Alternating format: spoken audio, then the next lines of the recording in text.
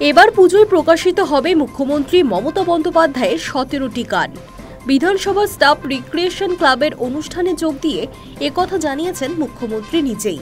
শোনা যাচ্ছে এবার কলকাতার অন্যতম বড় পুজো টালা প্রত্যয়ের পুজোর থিম সং লিখতে পারেন মুখ্যমন্ত্রী। এর আগে দক্ষিণ কলকাতার বড় পুজো সুরুচি সংঘের পুজোর থিম সং লিখেছিলেন মুখ্যমন্ত্রী। গত কয়েক বছর ধরেই সুরুচি সংঘের দুর্গাপুজোর থিম সং লিখছেন তিনি। এবার উত্তর কলকাতার অন্যতম সেরা পুজোর থিম সঙ্গে তার কথা থাকবে বলে শোনা যাচ্ছে। তবে কি গান তা জানা যায়নি। সঠিক সময় সেই গান প্রকাশিত হবে বলে সূত্র মারফত জানা যাচ্ছে। আগে সুরুচি সংঘের মাগো তোমার এত রূপ দেখিনি তো আগের মতো জনপ্রিয় গানের কথা লিখেছিলেন তৃণমূল সুপ্রিমো। 2023 সালে স্পেন সফরের সময় সেই গান লিখেছিলেন তিনি।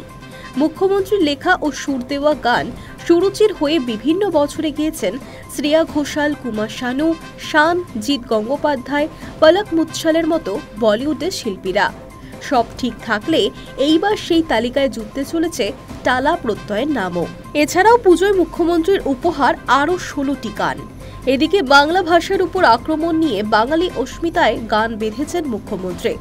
লিখেছেন, ওঠো বজ্রকণ্ঠে, গাও বাংলার গান, এসো রক্ষা করো ভাষার সম্মান, যা গেয়ে শুনিয়েছিলেন মন্ত্রী ইন্দ্রনীল সেন।